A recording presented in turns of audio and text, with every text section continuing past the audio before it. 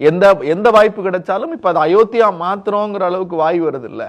அப்ப அவங்களுடைய நோக்கம் என்ன? அயோத்தியில என்ன நடந்துச்சு? ரொம்ப அழகா எல்லாரும் கட்டிப்பிடிச்சு தழுவி வாங்க இந்த இடத்த நாமளே இடிச்சிட்டு இத்தனை பேரை கொல்லாம நாமளே கட்டிக்குவோம்னாங்களா? அதனுடைய நோக்கம் என்ன? அப்ப அந்த நோக்கம் நீங்க எம்ஜிஆர் திரைத்துறையில இருந்து வந்தவர், அவர் சித்தாந்த கருத்துக்களை பாடியிருக்கார், பேசியிருக்கார். கலைஞர் அங்கிருந்து வந்தவர், அம்மையார் ஜெயலலிதா அங்கிருந்து வந்தவர். நம்முடைய முதலமைச்சரே நந்தன் ஒரு தாழ்த்தப்பட்ட ஒரு கதாபாத்திரத்துல ஒரு தொழிலாளியா படத்துல நடிச்சு வந்தவர். நீங்க இன்னைக்கு உதயநிதி ஸ்டாலின் எடுக்கணும், அவர் மாமன்னன் இருக்கட்டும், நிமிரா இருக்கட்டும், அந்த கருத்தியல் சித்தாந்தம் என்பது வேறு, அது ஒரு திரைத்துறை. நான் என்ன சொல்றேன்னா, நீங்க அவுட் ஆஃப் அந்த திரைத்துறையிலேருந்து வந்ததுக்கு அப்புறம் இந்த சமூக அக்கறை குறித்து நீங்கள் என்ன பேசியிருக்கீர்கள்? உதயநிதி நான் கொண்டாடுறதுக்கு காரணம் என்னன்னா, சனாதனத்தை வேற இருப்பேன்னாரு சார்.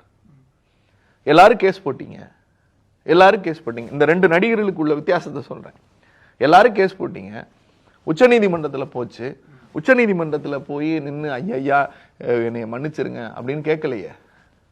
இப்ப எச் ராஜா மன்னிப்பு கேட்டாருன்னீங்களா? அந்த மாதிரி கேட்கலையே. என்ன சொன்னாரு? In the respect of this point, it was delivered Baba Saheb Ambedkar, தந்தை பெரியார், பேரறிஞர் அண்ணா, beloved my grandfather முத்தமிழறிஞர் கலைஞர், my father Muthuvel Karunanidhi Stalin, in the same footpath I will also stand on it. Ambedkar பேசியதை, பெரியார் பேசியதை, அண்ணா பேசியதை, கலைஞர் பேசியதை, எங்க அப்பா பேசினதை நானும் பேசுவேன். சனாதனம் ஒழிக்கப்பட வேண்டியதுன்னு சுப்ரீம் கோர்ட்ல அஃபிடவிட் போட்டார் சார்.